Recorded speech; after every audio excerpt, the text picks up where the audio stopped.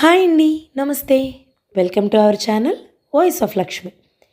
ఇచ్చాపురపు రామచంద్రం గారు రచించిన మళ్ళీ ఆడపిల్లే అనే ఒక చక్కటి కథను వినేద్దామండి ఈరోజు. ఇక కథను మొదలు పెడదామా? శేషాద్రి గారు పిలుపు విని ఆయన వరండాలోకి వచ్చారు. నువ్వటోయ్ సుధాకరం, రా కూర్చో, ఏమిటి విశేషాలు? ఆప్యాయంగా పలకరించారు ఆయన. రాత్రి టెలిగ్రామ్ వచ్చిందండి. సుధాకరం గొంతు దీనంగా ఉంది. మళ్ళీ ఆడపిల్లేనండి అన్నాడు భారంగా. ఇంత మంచి వార్త ఇలాగటోయ్ చెప్పటం? ఉండు, హడావిడిగా లోపలికి వెళ్ళొచ్చి నోరు తెరు.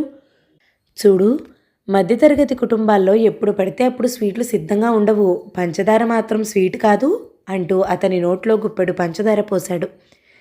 సుధాకరం ఎదురింట్లో ఉంటున్నాడు అద్దెకి. శేషాద్రి గారంటే గౌరవము, అభిమానము. ఆయనని పెద్ద దిక్కులా భావించుకుని కష్టసుఖాలు చెప్పుకుని సలహాలు తీసుకుంటాడు. శేషాద్రి గారు కూడా చిన్నవాళ్లతో చిన్నవాడిగా కలిసిపోగల సరసులు.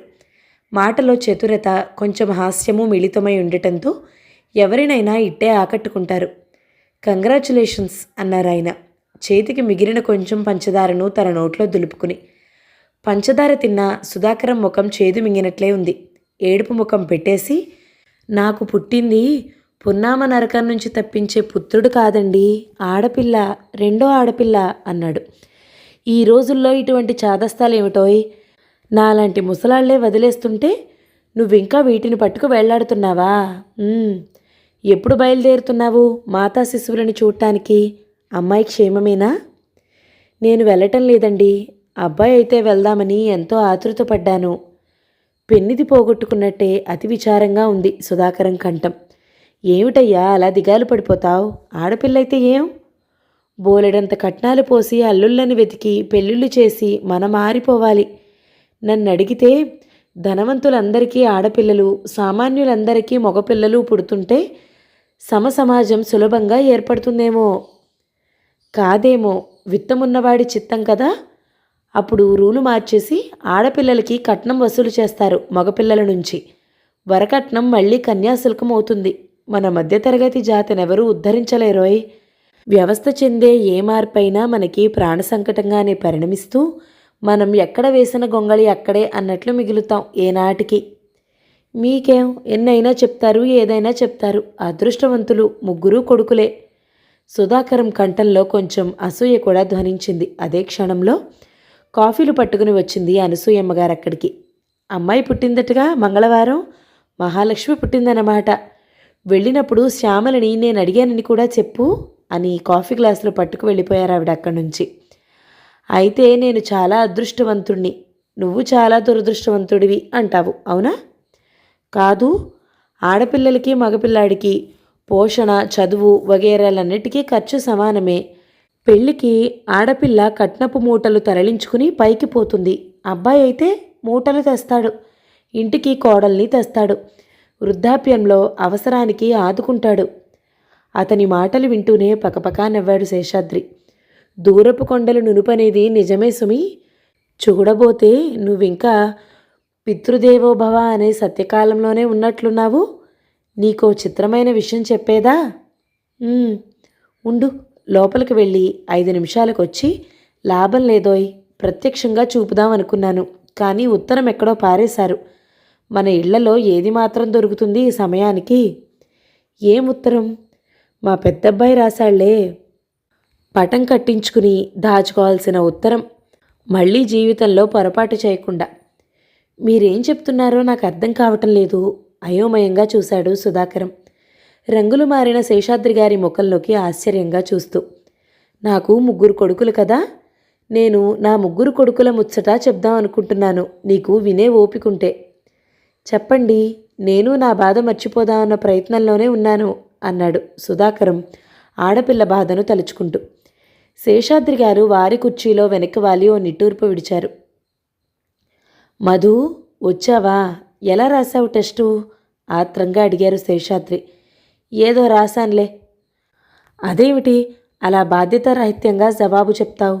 రాత పరీక్షలు, ఇంటర్వ్యూలు బాగా చేసి త్వరగా ఉద్యోగం సంపాదించుకోవు. చదువు పూర్తయి 2 ఏళ్ళు అవుతుంది. మందలిస్తున్నట్లుగానే చూశారు. ఆ భారము బాధ్యత మావి కావు నాన్న, మరెవరివి ఆశ్చర్యంగా చూశాడు. నీవి ఖచ్చితంగా చెప్పాడు మధు. నావా? తెల్లబోయారాయన. అవునన్నా, మీకు తెలియకపోతే తెలుసుకో. కుర్రాళ్ళు రాసే పరీక్షలకి, చేసే ఇంటర్వ్యూలకి కాదు ఉద్యోగాలొచ్చేది. వాళ్ళ నాన్ననివ్వగలిగే లంచాలకి, తేగలిగే సిఫార్సులకును. This is the rule of the day. కనుక తండ్రి, నాకు ఉద్యోగం రాలేదంటే ఆ లోపం నాది కాదు, నీది. కుండబద్దలు కొట్టినట్లు చెప్పేసి వెళ్ళిపోయాడు మధు.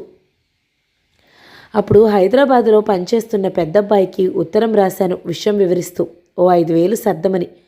దానికి తిరుగుటపాలో జవాబు వచ్చిందోయ్. ఉత్తరం ఉంటే చూపేవాణ్ణి, నువ్వు చూసి తరించేవాడివి. నీకా అదృష్టం లేక నా నోట వినాల్సి వస్తుంది. అంతతోనే సంతృప్తిపడు సుధాకరం. నాన్నగారు, మీరు రాసిన ఉత్తరం అందింది. 5,000 పంపమని అవలీలగా రాసేశారు. మీ అమాయకత్వానికి ఏమనుకోవాలో తెలియలేదు. సిటీలో 800తో బ్రతకడం అంటే అసుధార వ్రతం అన్నమాటే. మీ కోడలు నన్ను రోజూ దెప్పుతూనే ఉంటుంది. 1 తులం బంగారం పెట్టి నెక్లెస్ అయినా చేయించలేకపోయారు, పెళ్ళై 5 ఏళ్లైనా అంటూ. ఎంత సిగ్గుగా ఉందో.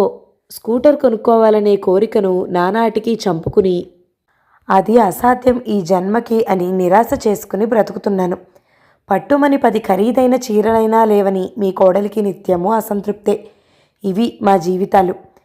మిమ్మల్ని డబ్బు పంపమని అడగనందుకు సంతోషించండి. నాకు ఎప్పుడూ డబ్బు కోసం రాసిన ప్రయోజనం ఉండదని తెలియచేయటకు మిగులు చింతించుచున్నాను. యోగక్షేమాలైనా లేకుండా చురకలాంటి ఉత్తరం. ఎంత అదృష్టవంతులకు అందుతుంది ఎటువంటి ఉత్తరం? బాధగా నవ్వి, ముచ్చటగా 3వ అధ్యాయం కూడా వినేశావో నీకు పూర్తిగా అర్థమైపోతుంది నా అదృష్టం ఏమిటో. 3వవాడు మురహరి. ఆఖరివాడని, చురుగ్గా ఉంటాడని వాణ్ణి కాన్వెంట్లో చేర్పించాను. నా దగ్గర వాడికి చనువెక్కువ. డాడీ, వాట్ సన్, అర్జెంటుగా ఓ 100 ఇవ్వు. 100ఆ? దేనికి? చెప్పింది చెయ్యి, చరిత్ర అడక్కు మరెప్పుడు. ఈసారికి చెప్తున్నాను, ఫ్రెండ్స్ మీ పిక్నిక్ వేస్తున్నాం. 100 కాదు, 10 అయినా ఇవ్వలేను, సారీ అనేశాను. మరి నేను మా 2వవాడి ఉద్యోగానికి పెట్టుబడి సమకూర్చే యత్నంలో ఉన్నానుగా. 10, 20 కూడా పొదుపు చేస్తున్నాను. నువ్వెప్పుడు ఇంతే నాన్న. నీ కొడుకుని కావటం నేను పూర్వజన్మలో చేసుకున్న పాపం. స్టూడెంట్ నన్న మాటే కానీ ఓ లైఫు లేదు, ఫన్ను లేదు. మిగిలిన ఫాదర్స్ని చూసైనా నేర్చుకోరాదు పిల్లల్ని ఎలా పెంచాలో. ఇలాగైతే నేను నలుగురిలోనూ తలెత్తుకుని చదువుకోలేను. తర్వాత నీ ఇష్టం. అల్టిమేటం ఇచ్చేసి వెళ్ళిపోయాడు. చచ్చిపోయాక పున్నామ నరకం అనేది నిజంగా ఉంటుందో ఉండదో. ఉన్నా దాని నుంచి కొడుకులు మనని రక్షిస్తారో రక్షించరో అసలు తెలీదు. కానీ నా అనుమానమే సుమా, పుత్రులు తల్లిదండ్రులకి ఈ రోజుల్లో భూమి మీదే పున్నామ నరకం సృష్టిస్తున్నారేమో అని. నీ అభిప్రాయం ఏమిటి? అమాయకంగా చూస్తూ అడిగారు సుధాకరాన్ని. నేను వెళ్తానండి. అతను లేచాడు. ఓ నిశ్చయానికి వచ్చిన వాళ్ళ. శేషాద్రి గారి మాటను వినిపించుకోనే లేదతను. ఎక్కడికి? పాపని చూసేందుకు. 1 గంటలో రైలుంది అంటూ అతను కదులుతుంటే, నా ఆశీస్సులు కూడా అందచేయి అని కేకవేశారాయన వాళ్ళ కుర్చీలోంచే. సుధాకరం గేటు దాటేశాడు. అప్పుడు అనసూయమ్మ వచ్చింది, వంటింట్లోంచి చేతులు తుడుచుకుంటూ. తనలో తనే చిరునవ్వులు చిందించుకుంటున్న భర్తని చూస్తూ, పాపం చిన్నవాణ్ణి పట్టుకుని ఏమిటంతంత ఉపన్యాసాలు ఇచ్చేస్తున్నారు ఇంతసేపు అడిగింది. ఉపన్యాసాలు కావే, కథలు. కథలా? అవును, కథలే అనసూయ. చేదు మందు కంటే తీయటి కథలే బాగా పనిచేస్తాయి సుమి ఒక్కొక్కప్పుడు. సుధాకరం భార్యని శిశువుని చూసుకునేందుకు వెళ్తున్నాడు. అనసూయమ్మకి అర్థమయ్యి అవనట్లున్నాయి ఆ మాటలు. కథ సమాప్తం. ఈ కథ కనుక మీకు నచ్చినట్లయితే లైక్ చేయండి, షేర్ చేయండి, మంచి కామెంట్ చేయండి. మన ఛానల్ని తప్పకుండా సబ్స్క్రైబ్ చేయండి. Thank you so much for watching. నమస్తే.